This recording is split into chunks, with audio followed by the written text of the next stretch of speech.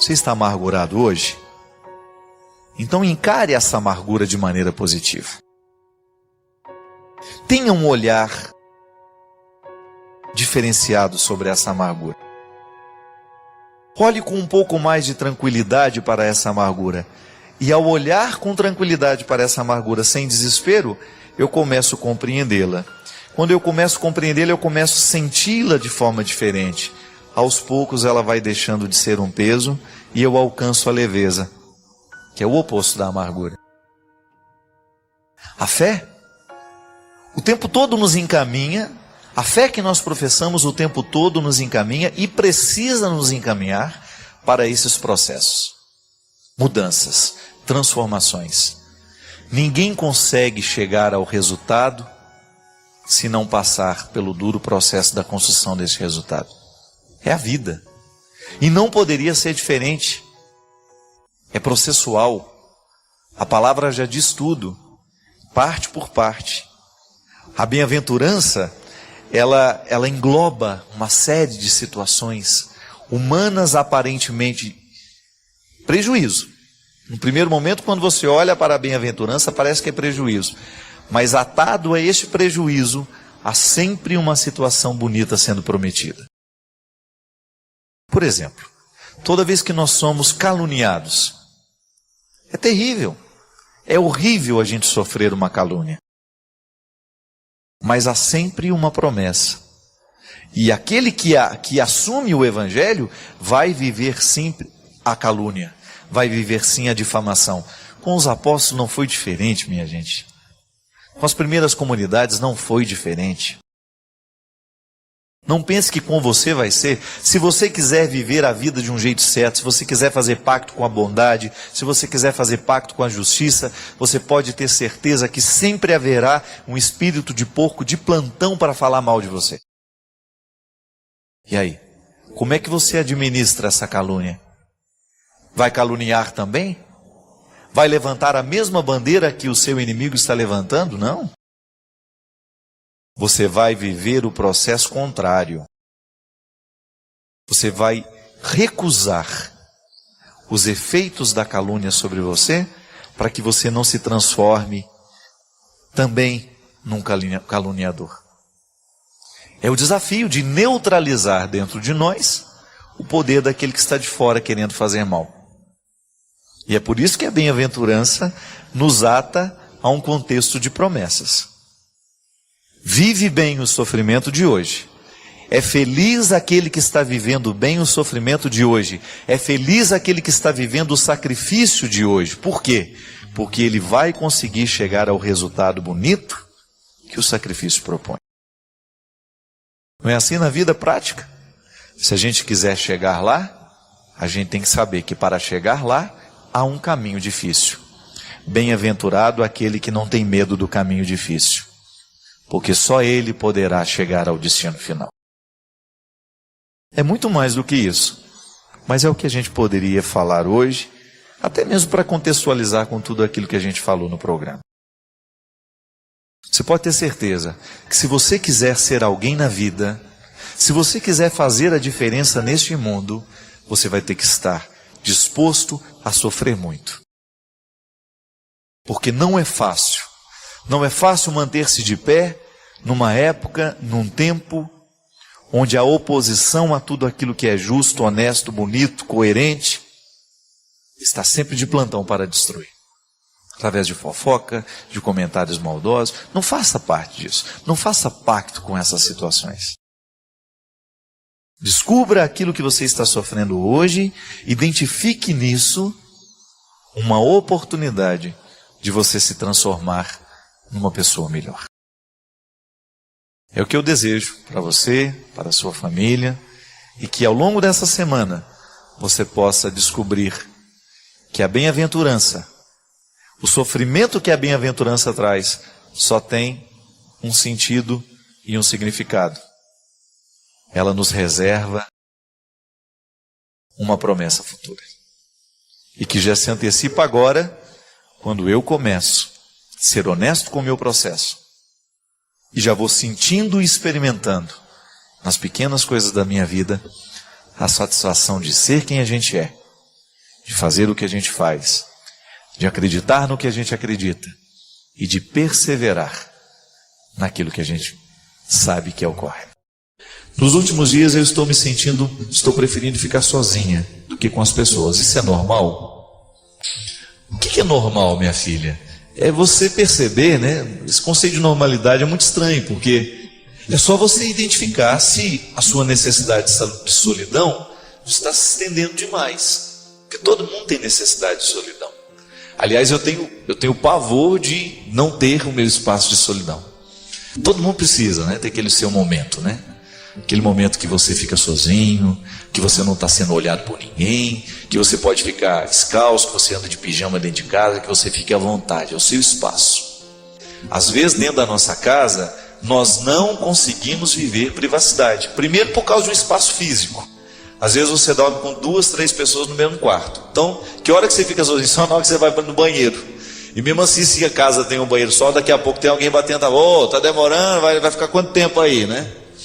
Então, como é que você vai construir a sua privacidade? Eu me lembro que lá em casa a gente não tinha privacidade, não. Privacidade é coisa de rico, porque nós não tínhamos nem casa que pudesse nos dar privacidade. Então, esta falta de privacidade dentro do nosso contexto familiar precisa ser sanado de outra forma. Tá certo que você não tem uma casa para ficar sozinho, para criar o seu espaço, para ficar lá, né, fazendo sua meditação, sua leitura.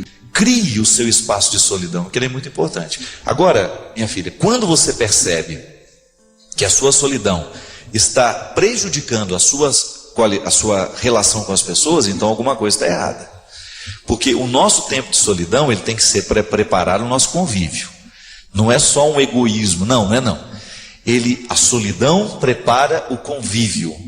Coloque isso na cabeça. Assim como as férias nos preparam para o trabalho. Qual que é a função das férias? É descansar o corpo para depois a gente voltar trabalhando.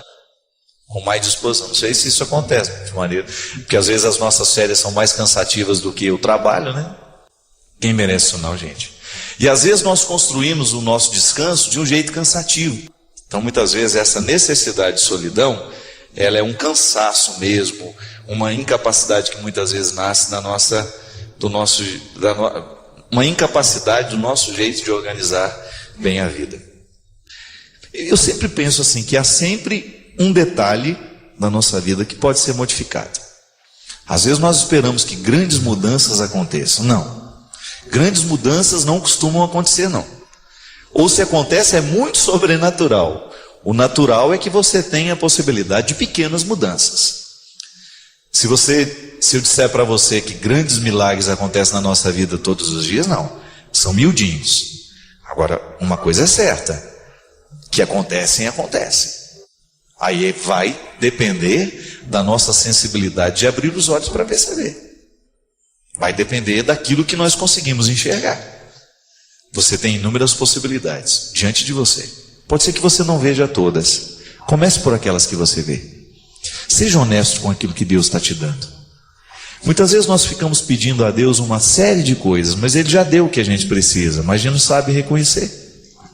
E saber reconhecer aquilo que Deus nos deu é um jeito bonito que a gente tem de experimentar o cuidado dele por nós. Comece a mudar a sua vida. Comece por coisas pequenas. Outro dia encontrei uma senhora que me disse: padre, ouvi uma palavra que modificou o meu jeito de pensar a minha vida. E começou simples. Começou a partir de uma caminhada que ela estava fazendo todos os dias de manhã.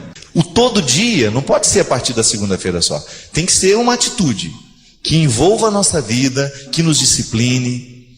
E aí todos nós sabemos onde é que nós precisamos mudar. Às vezes são mudanças grandes que só acontecerão nas mudanças miudinhas que a gente assume todo dia. Quer um exemplo? Vai para a sua gavetinha de novo. Dá uma olhada em tudo que você está guardando aí no seu quarto. Tem muita coisa que você passou da hora de jogar fora. E às vezes a gente fica pensando: e se amanhã eu precisar? Mentira. É um jeito que a gente tem de entupir os armários, de entupir as cômodas, de entupir o nosso quarto com coisas desnecessárias que nós nunca vamos usar. É um jeito bonito que a gente tem de deixar o ambiente mais limpo, de dar qualidade à nossa vida. Pesos que estão de fora, que estão dentro das gavetas, que estão nos guarda-roupas, mas pesos que estão aqui dentro de nós também.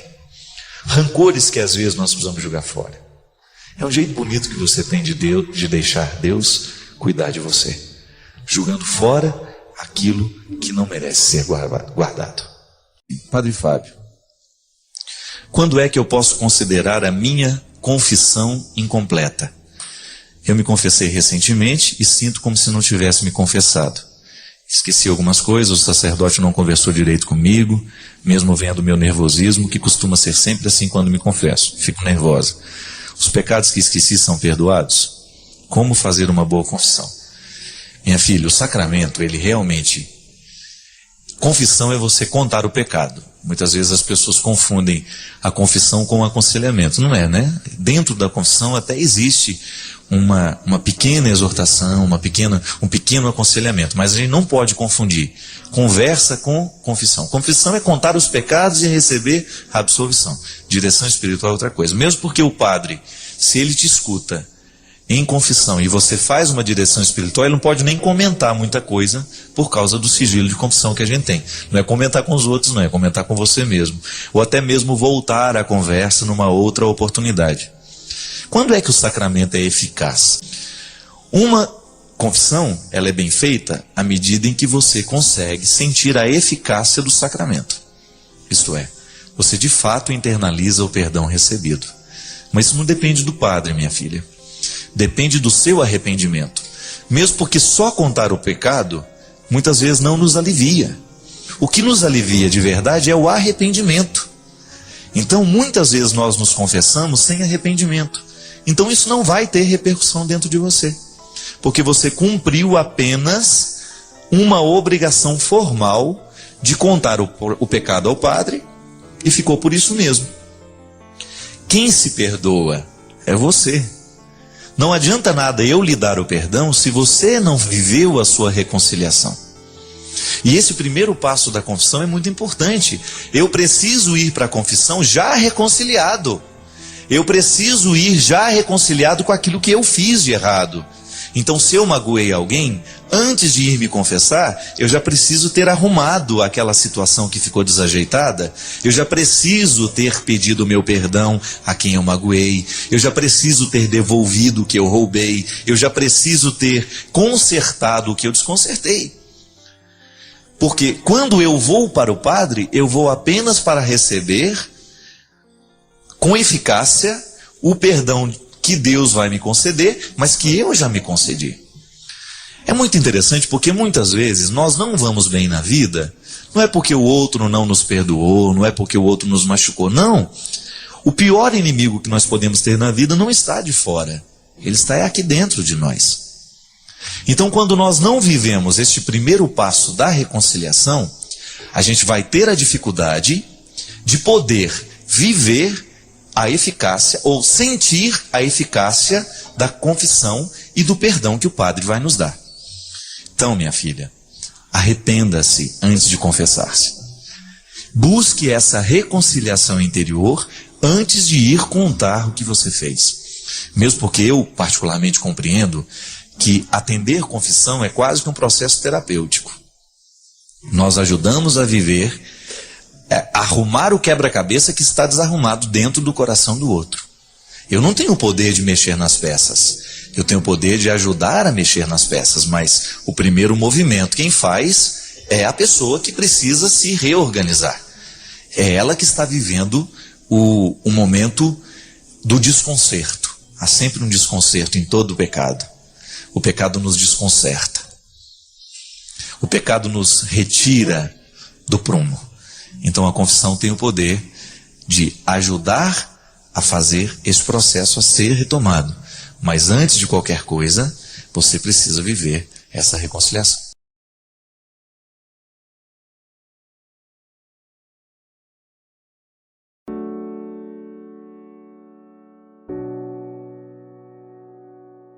Eu tenho pensado muito nesses últimos dias como é difícil crer em Deus em momentos de tragédias. Talvez você experimente isso também no seu coração. Quando a gente vê tudo isso de tão triste acontecendo pelo mundo afora, a começar Na virada do ano, quando nós vimos tantas pessoas que estavam querendo se divertir, querendo passar uma virada de ano feliz, sendo soterrada, vivendo os problemas da enchente. E agora, nessa semana, essa tragédia tão terrível que está massacrando o coração da humanidade, com cenas tão fortes, com cenas tão difíceis de serem vistas. É natural que o nosso coração se pergunte. Não tenha medo disso. É natural que neste momento a gente pense, meu Deus, onde estava o Senhor nessa hora? Como é que nós podemos continuar acreditando em Deus, mesmo em momentos tão trágicos? Como é possível a gente equilibrar a nossa fé em Deus, a nossa confiança, vendo imagens tão terríveis? Como é possível acreditar na misericórdia de Deus, na bondade divina, tendo que acompanhar os noticiários nos últimos dias? Minha gente, eu ousaria dizer que nem sempre na vida nós vamos encontrar as respostas que nós queremos. E que o grande desafio neste momento está justamente em nós descobrirmos que não ter respostas já é uma experiência de fé. Porque se nós tivéssemos certezas de tudo, nós não precisaríamos ter fé. Eu me recordo que em muitos momentos da minha vida, quando eu queria as coisas, a minha mãe me acalmava dizendo assim: fica tranquilo que depois eu faço. Meu coração de criança, que tanto queria o acontecimento, precisava se adequar àquela frase: fica tranquilo que depois eu faço, depois eu compro, depois eu te dou. E eu confiava na palavra da minha mãe. E porque eu confiava, eu era capaz de viver aquele tempo de espera. A confiança nasce assim, no momento em que alguém tem autoridade sobre nós. Eu acredito na palavra daquela pessoa. Essa semana mesmo eu estava conversando com uma pessoa e ela estava me contando que ela não tem problema com o filho que é pequeno. Porque toda vez que ela vai sair de casa para trabalhar, para isso, para aquilo, geralmente as crianças ficam chorando muito, né? Não vai, não isso. E eu perguntei para ela, mas como é que você conseguiu fazer isso? Sair de casa e deixar o seu filho tranquilo? Ela disse, é porque eu nunca menti para ele, padre. Toda vez que eu dizia, hoje a mamãe não vai conseguir voltar para almoçar, eu não ia. Eu nunca disse para ele, a mamãe vai almoçar com você hoje, e não fui. Então ele acredita no que eu falo. Ele confia na minha palavra. A relação de confiança entre o coração do filho e o coração da mãe está na certeza de que a mãe não vai falhar. E a nossa experiência com Deus passa pelos mesmos caminhos. Mas e quando nós temos a sensação de que Deus falhou? Tenho certeza, por mais que seja grande, por mais que seja certa a nossa fé em Deus, é natural que no momento da tragédia a gente fique resbalado e fique pensando, onde estava o Senhor nessa hora? Será que o Senhor não deixou de cumprir a sua parte? Será que o Senhor não deixou de proteger? Será que o Senhor não deixou de olhar por nós naquele momento? Mas aí nós precisamos ser justos. Nós precisamos nos reportar àquela certeza de que a vida segue um curso de liberdade e que muitas vezes a tragédia de hoje foi construída aos poucos pela incompetência humana, pela irresponsabilidade humana, e que Deus não pode intervir no processo da nossa liberdade. Muitas vezes a tragédia é construída por nós. Somos nós que vamos construindo de maneira inadequada, somos nós que vamos ocupando os espaços que são dos rios, somos nós que vamos desviando os rios de lugar, vamos estreitando os seus caminhos, somos nós que vamos cimentando tudo, impedindo que a terra tenha capacidade, que a chuva tenha espaço de ser absorvida. E então, quando acontece a tragédia, nós nos esquecemos da responsabilidade humana e queremos jogar toda a culpa e toda a responsabilidade sobre Deus. Aí nós somos injustos. E nós queremos forjar uma resposta que ainda não temos. Eu escrevi essa semana no Jornal do Rio, onde eu escrevo, no jornal O Dia. Eu confio na providência divina. Eu confio na proteção de Deus. Mas eu olho para os dois lados da rua antes de atravessá-la. É um jeito interessante que eu tenho de cuidar da minha vida e de estabelecer com Deus um pacto. O Senhor cuida de mim e eu ajudo a cuidar também. Está na hora, minha gente, de nós começarmos a preparar a vida de um jeito diferente, com responsabilidade. Cada vez que a gente joga um lixo no rio, cada vez que a gente joga um lixo na rua, na hora que vem a chuva, esse lixo vai entupir algum bueiro. Esse lixo vai impedir alguma passagem de água. Está certo que as autoridades públicas precisam cuidar de coisas que são importantes também. Mas nós não podemos abrir mão da nossa parte nessa responsabilidade. É a vida humana sendo um espaço onde Deus age através do nosso bom senso, através da nossa consciência. Tem se falado tanto no mundo hoje, né? Minha amiga Célia Pimenta, lá de Belo Horizonte, uma advogada muito conceituada, uma reflexão bonita sobre o consumo ético. O que é o consumo ético? Não é você viver de restrições, mas é antes de você comprar, antes de você fazer, antes de você adquirir, você pensar 2, 3 vezes se realmente você precisa daquilo. Nós vivemos num tempo onde a gente descarta as coisas com muita facilidade. Às vezes eu fico impressionado a quantidade de lixo que as sociedades modernas produzem todos os dias. Você vai comprar um sanduíche, ele vem dentro de uma embalagem imensa, cheia de plásticos, cheia de papéis, e aquilo, a duração, né, a utilidade daquela caixa, às vezes não dá 40 segundos. Isso é consumo ético. É quando você descobre que você pode viver com um pouco menos e que você vai viver bem do mesmo jeito. Que quando você abre a torneira lá da sua pia para escovar o dente, é consciente da sua parte fechar enquanto você escova os dentes. Que se tem algum vazamento dentro de casa, é preciso buscar arrumar aquilo, para que você não desperdice a água que o planeta precisa.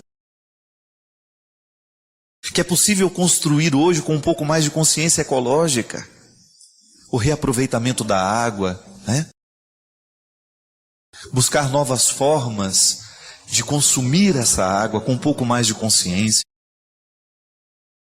Minha gente, as tragédias que muitas vezes acontecem no mundo são frutos das nossas incompetências.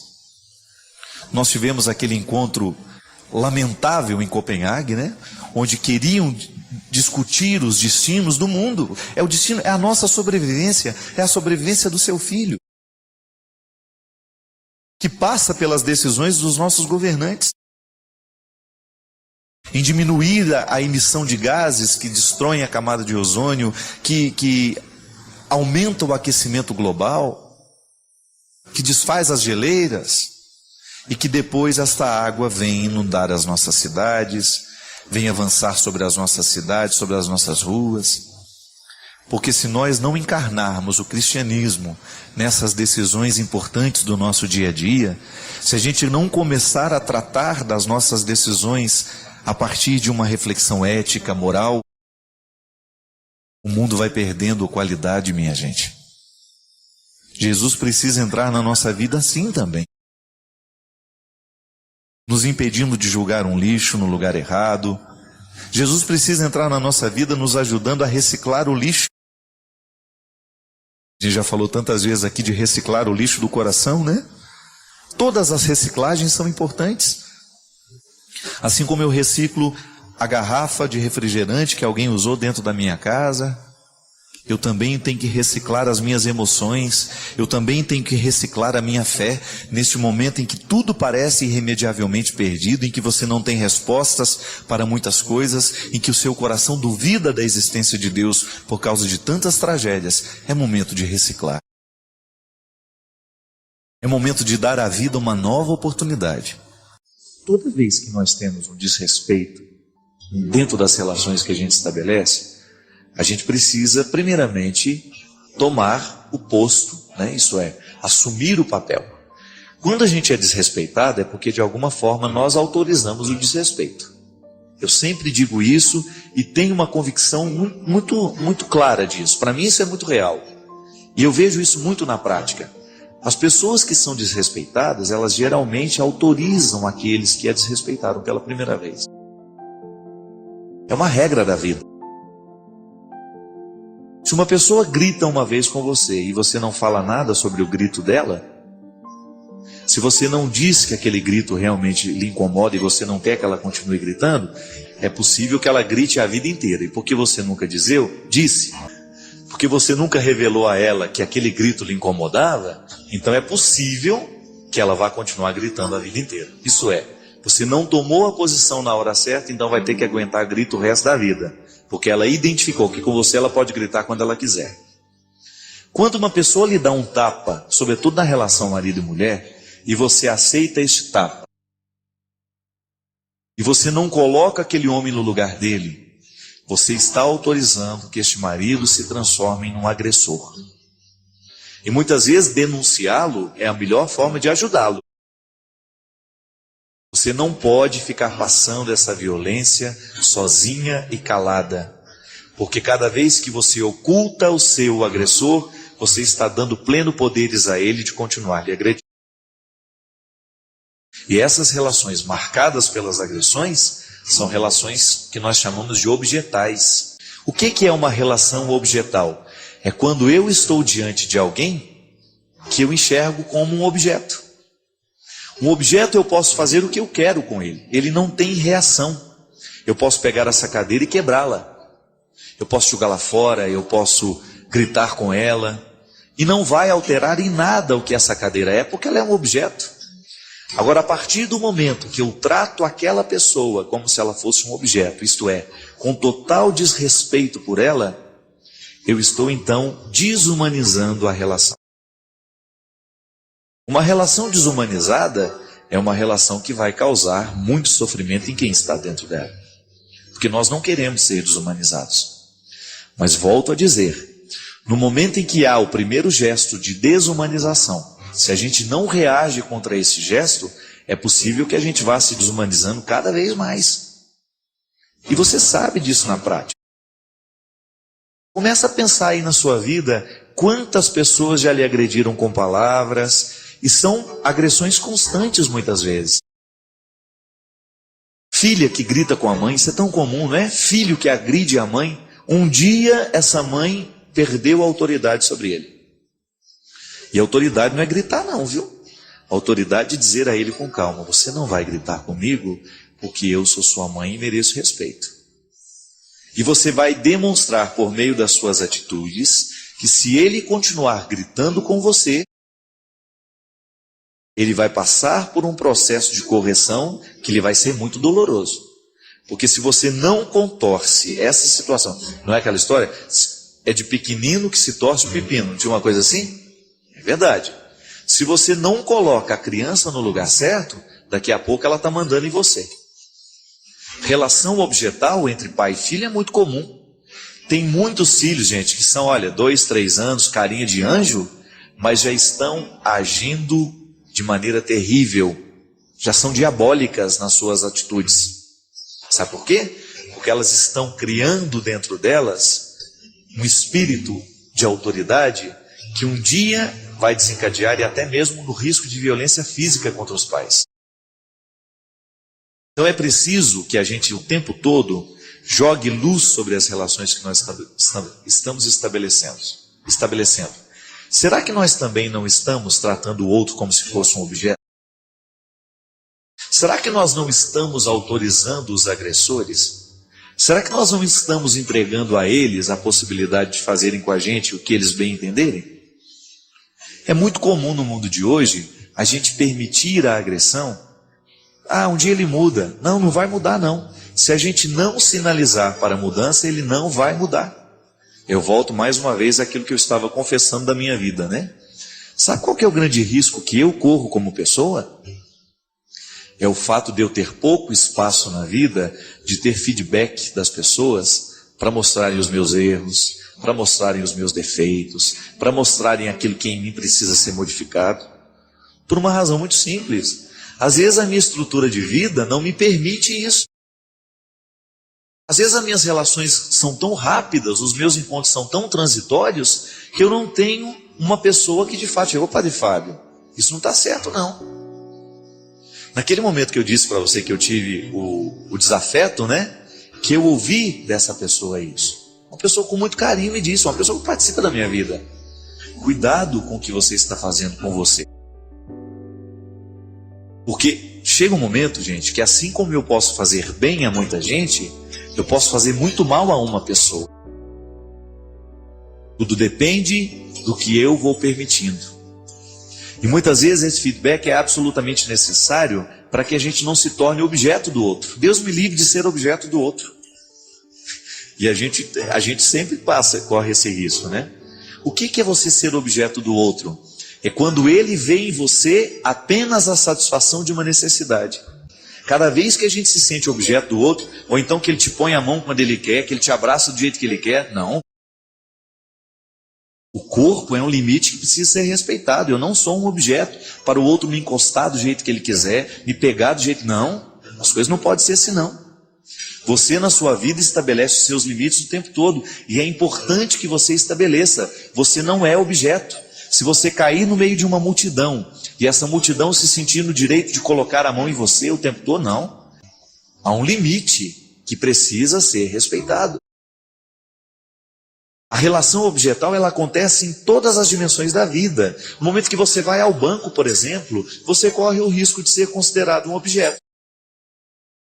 Se você é mal atendido, se a pessoa olha para você como se você fosse mais uma cadeirinha que está ali dentro, e não se preocupa com as suas necessidades.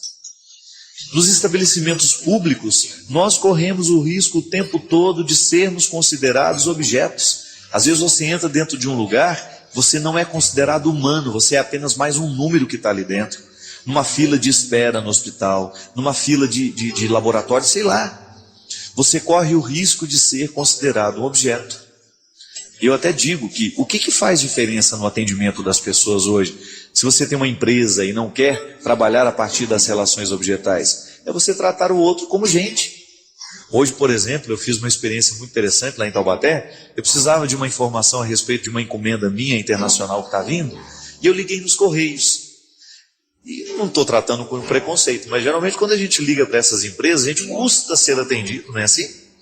Até que aquilo cai dentro daquele setor que vai analisar a situação. Não, imediatamente eu fui atendido por um rapaz chamado Rogério, que foi a segunda vez que ele me atendeu.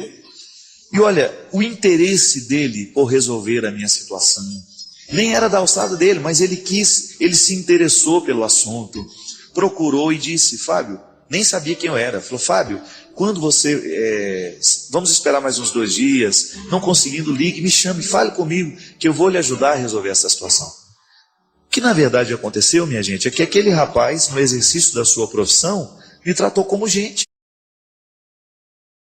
Porque nós somos agredidos muitas vezes, como essa senhora estava dizendo, não é só por meio de atitudes, de gestos violentos, não. Às vezes, eu, em negligenciar uma informação, eu estou sendo violento com o outro. No momento que eu não digo ao outro o que eu sei, ou que eu não faço pelo outro o que eu posso fazer, eu estou sendo violento com o outro.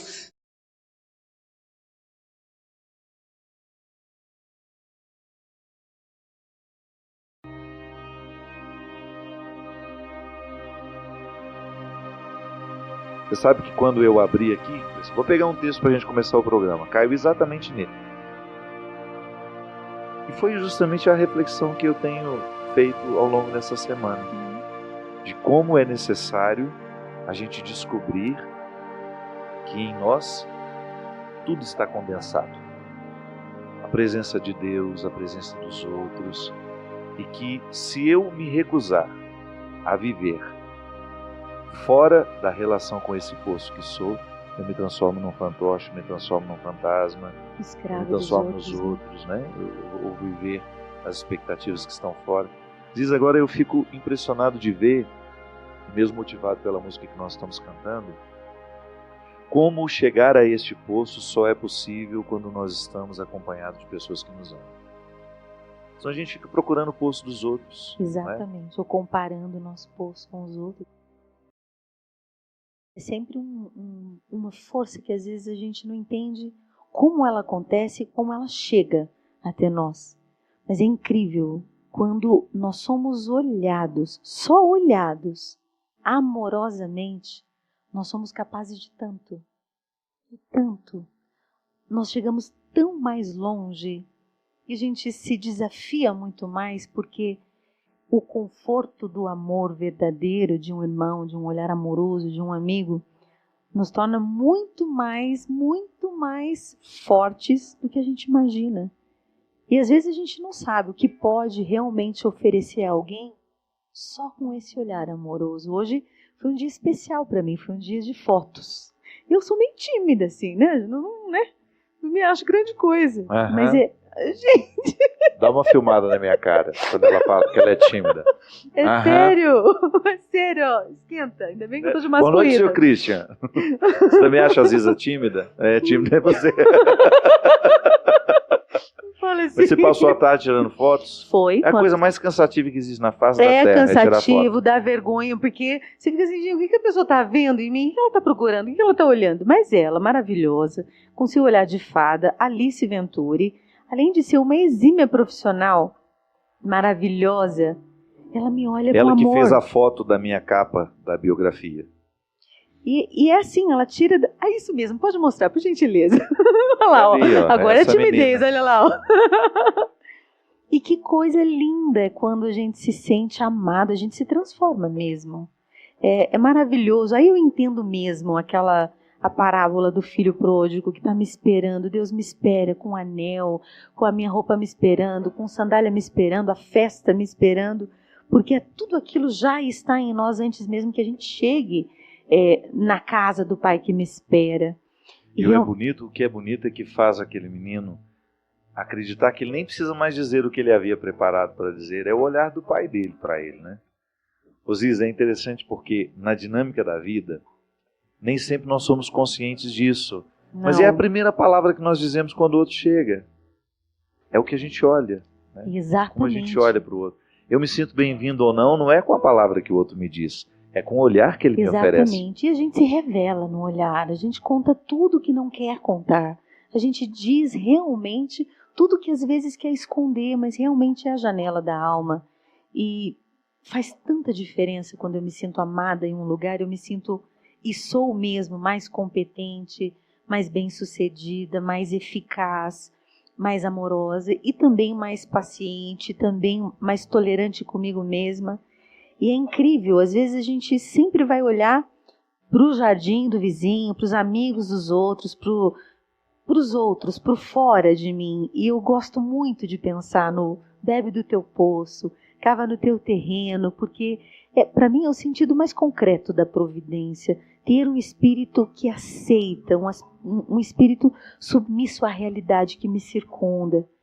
E isso faz com que, acho que a gratidão brota com muito mais facilidade, faz com que ela brote e eu enxergue muito mais o dedo de Deus na minha vida. Eu acho que a cura para a amargura, né, é a gratidão. E é uma coisa que leva a outra. Um olhar amoroso sobre a gente mesmo e sobre o outro faz com que a gente reconheça que o amor que a gente está dando não é nosso. Não é não. É interessante isso. Não é nosso. E há uma perspectiva bonita de ser pensada também, é que o encontro com Deus, o verdadeiro encontro, passa pelo olhar amoroso que eu começo a ter comigo.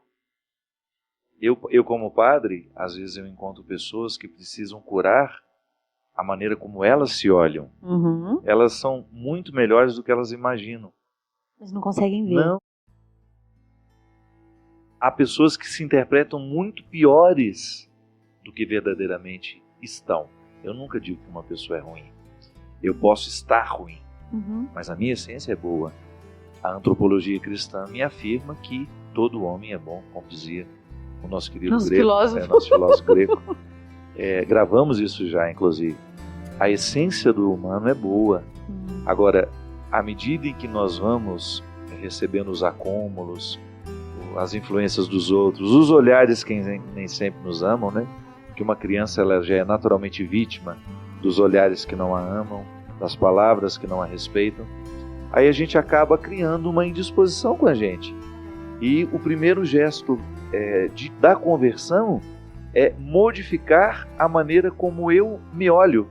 Porque se eu modifico esse olhar que eu me dedico, eu dou a Deus a oportunidade de me mostrar que Ele me ama também. Um impedimento para o conhecimento do amor de Deus é justamente quando eu não tenho nenhum respeito por mim. Se eu não tenho respeito por mim, como é que eu vou acreditar no amor que você tem por mim? Às vezes a gente acha que esse respeito também só vai ser realmente vivido se eu recebo do outro, né? Eu espero que ele aconteça de fora para dentro, mas realmente ele é de dentro para fora, e muitas vezes de uma relação com Deus demorada, silenciosa, com tempo, e a gente vai criando coragem, porque às vezes a gente não tem tanta força para se respeitar, para dizer não, para dar os limites, porque no fundo a gente tem medo de ficar sozinho, medo de ser abandonado, medo de sentir a solidão apertando por dentro. E acho que a proximidade, né, o espaço que a gente dá para Deus para que Ele seja próximo, deixa a gente mais forte. É verdade. Bem mais forte. Fortalecido aí. E naturalmente a gente vai sendo amado, né? Você vai se dando conta de que pode ser muito mais livre do que estava sendo. Que liberdade não é fazer com que todo mundo goste do que você está fazendo, mas que brote uma admiração assim. Nossa, gente, mas fulano é diferente, né? Bem diferente.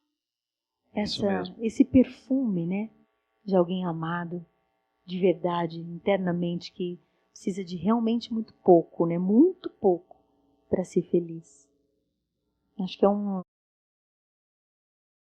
sagrado exercício esse de estar consigo mesmo, e mesmo quando é incômodo, porque às vezes a gente não está aguentando nem a gente mesmo, que os outros nos aguentem, né, Fabinho? Não temos a menor tolerância com a gente, e estamos exigindo isso do outro, né, porque não há nada mais cruel de querer que o outro me ofereça o que é minha obrigação oferecer. E às vezes eu faço muito isso. Você acabou de falar do pouco, estava vendo aqui.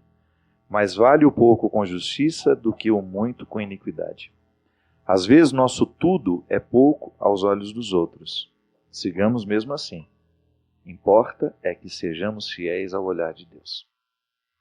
Osísa, eu gostei muito dessa proposta de você oferecer, poderíamos dizer, gotas de sentido, que é o nome do livro, mas também de sabedoria, de palavras que possam provocar no bom, que esse é o grande poder da palavra, é despertar o bem, e uma palavra é bendita, né? Ela foi bendita, porque ela teve um comprometimento com o bem, ela provocou no outro o bem. Não obrigou o outro ao bem. Eu gostei do subtítulo, na eternidade do momento presente. O momento presente planta o que vai ser para sempre, o eterno. E eu gosto também dessa intensidade em poucas palavras, provocar uma reflexão e provocar uma melhora, um movimento da alma, com um trecho pequeno, poucas linhas. Você se alimenta desse tipo de literatura? Você gosta de... Gosto. De no dia a dia você ter... Gosto. É o jeito que eu estudo idiomas, por exemplo. Eu tenho alguns livros, por exemplo, do C.S. Lewis, tenho o do Manzoni, que um italiano, um inglês, que eu leio os textos diários textos em cada curtos. Isso, em cada língua, para eu poder, em cada idioma, para eu poder dar uma acordada nos idiomas na minha cabeça todo dia. Você acha que hoje as pessoas estão com mais dificuldade de ler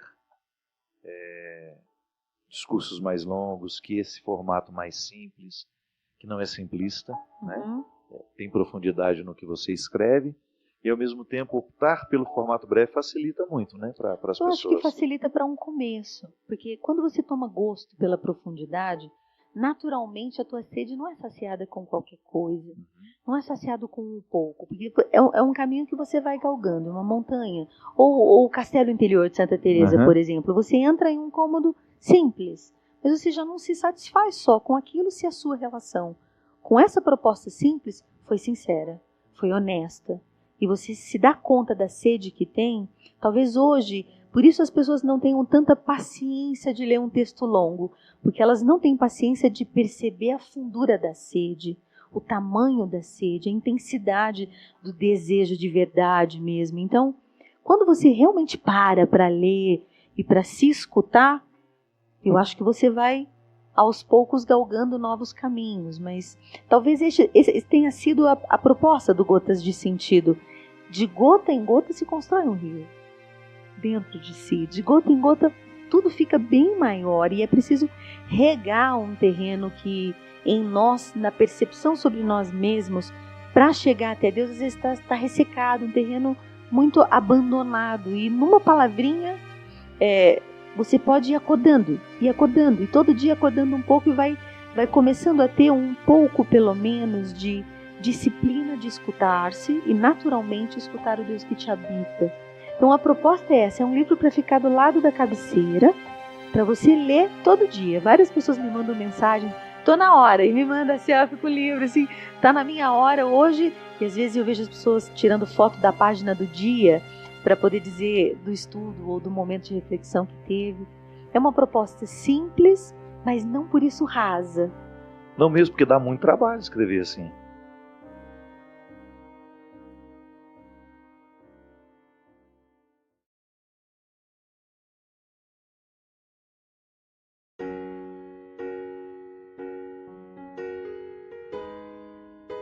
O que é um medo espiritual?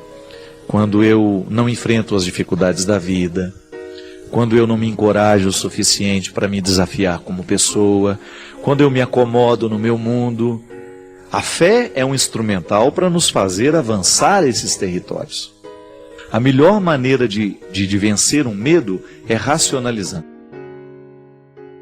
Quando você racionaliza, aí fala, gente, por que eu tenho medo de dormir sozinho se não existe absolutamente nada que possa justificar isso, né? Medo de dormir sozinho, hoje nem mais as crianças têm. Eu sei, eu entendo isso porque guardei muito no meu coração, muitos medos idiotas que eu fui vivendo, e à medida que eu fui tomando consciência deles, eu fui avançando e vencendo. Não tenha medo de ter medo, não. Você vai vencer isso aí, eu te garanto que não é tão complicado assim. Agora, a maior dificuldade é quando a gente incorpora medos, os medos existenciais. Esses são perigosos na nossa vida. Tem gente que tem medo de ser feliz, por exemplo. Por quê? Por causa dos inúmeros entraves que traz dentro do coração, de situações difíceis que não foram bem resolvidas, né? É aquela velha história. A mulher foi traída pelo namorado, aí o namoro não deu certo, acabou por causa daquela traição. Ela vai levar dentro do coração o resto da vida o medo de ser traída. Então dificilmente ela vai estabelecer um outro relacionamento saudável, porque ela vai ficar sempre desconfiada, ela vai querer ser possessiva, porque foi traída um dia, vai trabalhar sempre com a possibilidade de ser traída de novo. Gera uma insegurança, e esse é um problema muito sério. Tem gente que vai enraizando esses medos dentro de si, e depois vai se transformando neles. Aí é aquela pessoa que tem medo da vida, tem medo de tentar, tem medo de ir adiante, de ir além. Eu acompanho de perto um processo assim de uma amiga minha que foi, durante muito tempo, refém dos próprios medos. E como é que ela se justificava? Cuidando da mãe. Ela não viajava sozinha, porque a mãe não queria, mas no fundo era ela que tinha medo. Ela tinha uma série de receios em relação às coisas da vida, tudo sempre justificado, porque a minha mãe precisa de mim. No dia em que a mãe morreu, a estrutura do medo ficou a flor da pele ali. Todo mundo podia ver, porque já não tinha mais o motivo que antes justificava, e agora precisava assumir-se como alguém que tem medo, como alguém que foi protegido demais ao longo da vida, que a mãe havia feito isso com ela. Criou uma estrutura de proteção e fez com que ela pudesse acreditar inconscientemente que tudo na vida era perigoso. Engraçado, gente, como nós somos vítimas disso. O medo, ele tem que ser um referencial de proteção. Toda vez que eu tenho medo, automaticamente eu tenho que olhar para o cuidado que o medo me sugere. Eu vou contar uma coisa para vocês que eu não ia contar, não. Eu sofri um acidente tem pouco tempo, ninguém ficou sabendo. Estava na casa de uns amigos, né, lá na Bahia, tinha um dia de folga, e aí me meti a andar naquele quadriciclo. Já viu aquilo? E aí, o que aconteceu? Estava lá, o casal de amigos tinha um quadriciclo, muito potente, muito veloz, me deu as primeiras lições, e eu não tenho muito medo de velocidade. Aí o negócio tinha 850 cilindradas. Fomos todos, e aí 2 horas depois eu estava me sentindo o Alan Prost naquele negócio. E aí, de repente, gente, eu com muita alta confiança, estava passando assim, um lugar muito bonito, era um barranco, tinha uns 5 metros de altura e do outro lado já era a praia. E aí o que aconteceu? Eu numa velocidade muito alta, eu não passei num terreno de muita depressão ali, de muita irregularidade, em alta velocidade, o que eu fiz? Capotei o barranco de 5 metros. E se aquele quadriciclo caísse em cima de mim, não ia sobrar nem o fio de cabelo para contar, porque aquilo é pesadíssimo, né? E aí, na hora que eu fui capotando aquele negócio no ar, a primeira coisa que me veio foi: gente, eu preciso sair fora debaixo desse negócio, porque senão eu vou morrer. E foi tão rápido que eu caí em pé, você acredita? Eu dei a reviravolta no ar, o quadriciclo capotou no ar, e eu caí em pezinho, ainda tive o cuidado de dobrar um pouquinho o joelho para não danificar. Até isso eu raciocinei. E aí vi o quadriciclo continuando capotando. Engraçado que na hora, a primeira sensação que eu tive, eu não tive nenhum arranhão, mas nada, absolutamente. Por isso que eu nunca contei isso para ninguém. Só 2 pessoas da minha equipe que sabiam, porque eu tinha um show naquele dia, e aí cheguei lá e contei para eles que tinha acontecido. Mas naquele momento eu vivi uma experiência muito interessante. Porque eu vi o quanto que na vida eu superei medos. Você não faz ideia do quanto que eu era um menino medroso. Sempre fui muito medroso.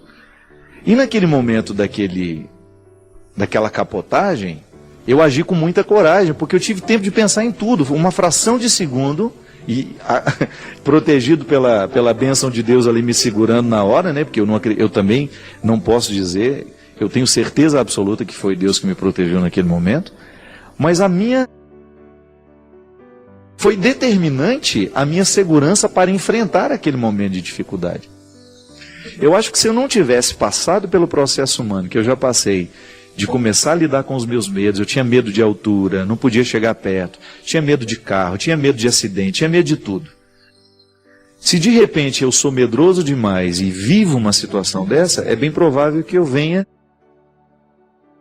a ter menos chance. E é interessante porque o processo dos medos em nós, ele sinaliza para o cuidado que a gente precisa ter. É claro que nunca mais, se eu tiver a oportunidade de andar naquele negócio de novo, eu nunca mais vou querer me arriscar da maneira como eu estava me arriscando. Por quê? Porque agora gera um medo dentro de mim saudável. É um medo fruto do aprendizado. Bem, eu já capotei nesse negócio, sei que posso morrer, isso não é brincadeira, eu preciso ter medo dele. Eu não posso ir com muita coragem para as coisas. Uma dose de medo sempre faz bem ao coração humano. Sabe por quê? A gente vai ficando um pouco mais equilibrado na hora de lidar com as situações. Eu tenho que ter confiança no meu modo de dirigir, mas eu tenho que ter medo da potência do meu veículo, porque ele pode me fazer ultrapassar os limites. Pode retirar minha vida, eu posso morrer antes da hora. Então, o medo na dose certa, minha filha, sempre será importante na nossa vida. O problema é você não pode permitir que aquele medo comece a lhe impedir de viver. Tem gente que não viaja de avião. Não é porque não pode, porque não tem condições financeiras, é porque tem pavor do tal do avião. Aquela minha amiga que eu estava contando a história é a mesma coisa. Suava frio, o corpo inteiro quando falava de fazer uma viagem. Sempre teve o sonho de conhecer a Terra Santa. Quando nós dissemos para ela, você vai à Terra Santa, nem que seja amarrado numa coleira de cachorro, ela queria quase morrer. E foi. Segurou na mão de todo mundo, tomou uns 4 Lexotan. E decolou rumo a Israel. Mas é a vida. Só que essa minha amiga, a gente tem que ter paciência com ela, porque só Deus sabe o quanto ela já superou os seus medos. Você também tem os seus medos que você pode. Faça uma lista de todos os medos que você já teve na vida. E de quais você já conseguiu se livrar. São muitos. É o processo humano. A autoconfiança, mas você saiba disso. O medo, na sua dose certa, ele só faz bem, porque ele faz parte do nosso instinto de proteção. Se eu tiver que desabar de novo de um barranco de 5 metros de altura, eu não quero mais, então vou ter um pouco mais de respeito com aquele veículo que eu sei que ele é poderoso. Não é assim? Então não tenha muito receio para lidar com tudo isso. E à medida que você vai riscando os medos, você vai se transformando numa pessoa onde Deus tem mais oportunidade. É sempre bom a gente limpar os espaços do nosso coração para que Deus tenha uma oportunidade de agir em nós. É sempre muito bom a gente dar a Deus essa parte. Senhor, trabalha no meu coração hoje aqui porque eu quero ser um homem mais livre. Eu quero ser um homem mais inteiro. É o que eu desejo a você, viu? Que você não tenha medo da vida. Que de vez em quando o seu coração sinta medo, mas que esse medo sirva para você se proteger. Não para lhe paralisar. Não permita que os medos lhe paralisem. Não permita que os medos apaguem a luz dos seus olhos. E eu desejo que a força do coração de Deus possa estar sempre presente com você, lhe concedendo o dom da fé, lhe concedendo o dom do discernimento e o equilíbrio, tão necessário para que a vida seja melhor e mais feliz. O Senhor esteja convosco, Ele está no meio de nós. Derrame sobre todos nós a bênção do Deus Todo-Poderoso, Pai, Filho e Espírito Santo. E durante o meu período de adoecimento, para vocês terem uma ideia, ele é um resultado que eu fui construindo, né? Ninguém fica doente da noite para o dia, ninguém fica com síndrome do pânico da noite para o dia, ninguém fica com medo das pessoas da noite para o dia, ninguém fica deprimido da noite para o dia. E eu me lembro que o meu primeiro sinal foi justamente na estrada, uma dificuldade que eu estava enorme, gente. Vocês não sabem como era penoso quando eu ia chegando ao local do evento, quando eu tinha que descer da van, quando eu tinha que encontrar as pessoas. Era uma coisa que não estava no meu controle, sabe? Quem teve síndrome do pânico, quem teve depressão sabe. Não é uma coisa que você controla, que você decide racionalmente. Eu vou viver esse momento e vai ser tudo tranquilo.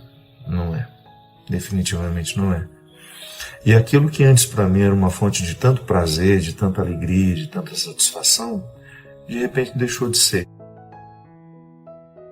Aí eu comecei a fazer uma retomada, né? Pra vocês terem uma ideia, quando eu lancei o meu CD, eu tive uma época em que eu tinha 25, 26 shows por mês.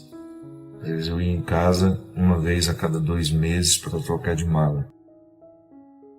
E nenhuma saúde aguenta isso, né? Sobretudo quando você tem uma natureza que pede a quietude. Eu sempre fui assim.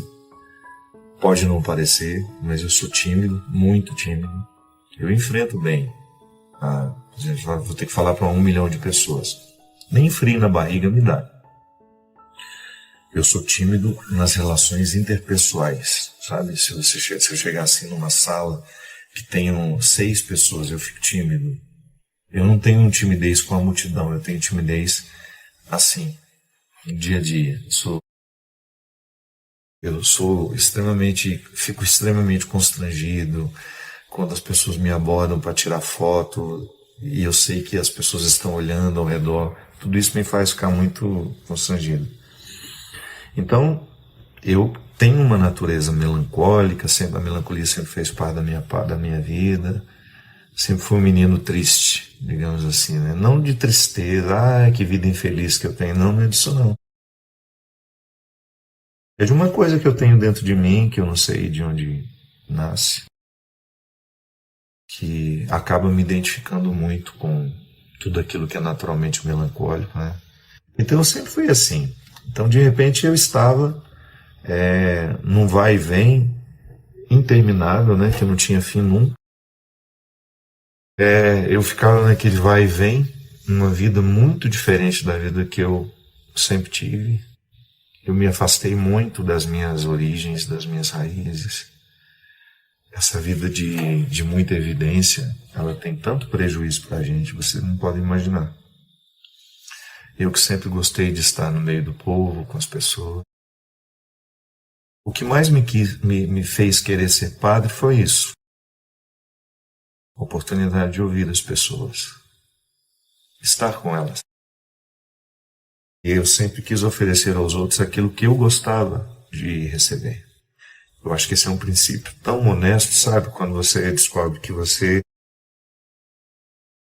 gostaria de tratar as pessoas como você gostaria de ser tratado. Tantas vezes na minha vida eu precisei ser ouvido e não fui. Em muitos momentos da minha vida eu queria ser ouvido por alguém. Eu queria receber uma palavra que abrisse os meus horizontes, que me ajudasse a pensar diferente. E eu não tive. Eu quis ser padre para isso. Eu quis ser padre para poder oferecer às pessoas aquilo que eu gostaria de receber. Nós somos tão necessitados de alguém que nos escute, né? Sem julgamentos, sem expectativas. Alguém que só escute o que a gente tem a dizer. Alguém que nos coloque no colo com a palavra, com o olhar. Eu sinto que eu fiz muito isso. Esse eu acho que é um dom que Deus me deu. Eu levo muito a sério, que é a oportunidade que eu tenho de colocar as pessoas no colo com o meu olhar, com a minha palavra. Eu tenho muitos defeitos, muitos. Mas eu tenho uma capacidade, assim, quase que natural em mim, sabe? De acolher as pessoas. Eu não tenho medo de gente. Então, de repente eu me percebi padre, aquilo que eu sempre quis ser padre, desde menininho. E aí, de repente, eu me vi um padre conhecido, famoso, sem direito de fazer aquilo que eu tanto gostava. E eu fui protelando, sabe? Eu fui deixando de tomar a decisão, eu fui deixando de fazer o que precisava ser feito, eu fui entrando dentro de um rolo compressor que foi triturando muita coisa dentro de mim.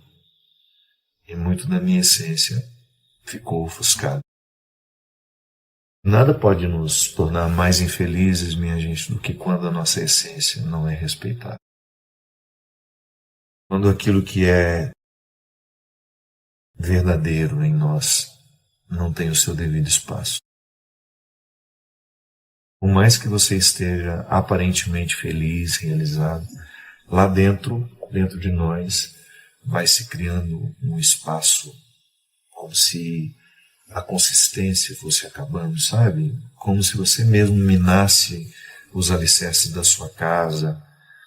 É igual uma parede de cimento, por mais sólida que ela seja, se há um vazamento, uma infiltração, um dia essa parede cai.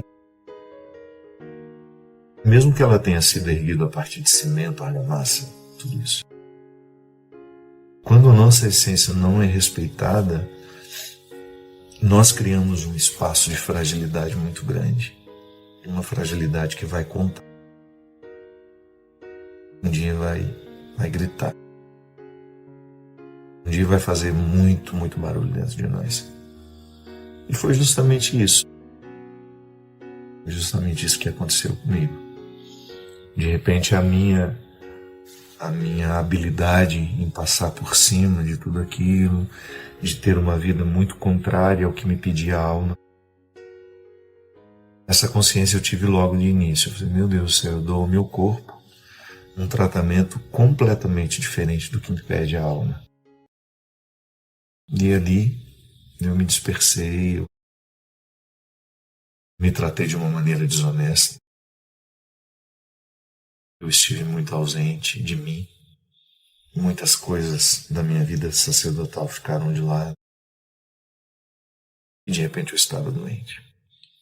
O Padre Fábio, que tantas vezes esteve tão inteiro nas coisas, de repente teve que dizer que não era assim. Que a gente adoece também. Que por mais que a gente tenha vontade de ser forte, dizer que está tudo bem, não está. Não está. Mas foi tão libertador para mim, sabe? Porque para mim foi também muito bom. Porque eu me lembro que quando eu comecei a ser conhecido, sempre tem aquela possibilidade de você inventar um papel, né? De você fingir alguma coisa, para as pessoas gostarem um pouquinho mais de você. É uma tentação isso. E eu pensei na hora e falei, quando surgiu a primeira oportunidade de ir fora dos muros da Igreja Católica, opa, eu vou ser eu mesmo. Vai ser difícil. Imagina não sendo quem eu sou. Se eu tiver que me tornar conhecido sendo alguém que eu não sou. E é claro que eu apanhei muito. Ah, é um homem vaidoso. Sim. Não posso dizer para vocês que eu não sou vaidoso. Gosto de me cuidar, minha vida inteira foi assim, desde menininho. Enfim. Optei por ser eu mesmo, fiz a minha verdade prevalecer. E graças a Deus eu sempre encontrei gente muito generosa, gente muito misericordiosa, que trabalha comigo, que me estende a mão, que não me condena. E é por isso que eu gosto de ser assim, sabe? Não faz sentido eu ser o padre. Primeiro porque eu acredito num Deus que me dá a oportunidade todo dia de me refazer, de me corrigir, de entender o meu mecanismo, de não me desprezar por isso, de não me jogar fora por causa dos erros que eu cometo. Eu acredito nesse Deus manifestado em Jesus que tem um carinho enorme pelos mais frágeis.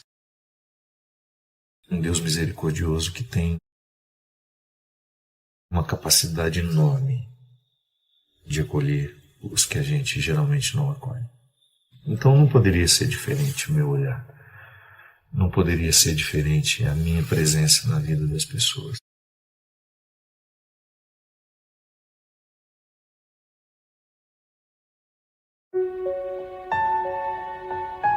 Deixe seu like, inscreva-se e compartilhe para fortalecer o canal. Inscreva seus pedidos de orações nos comentários.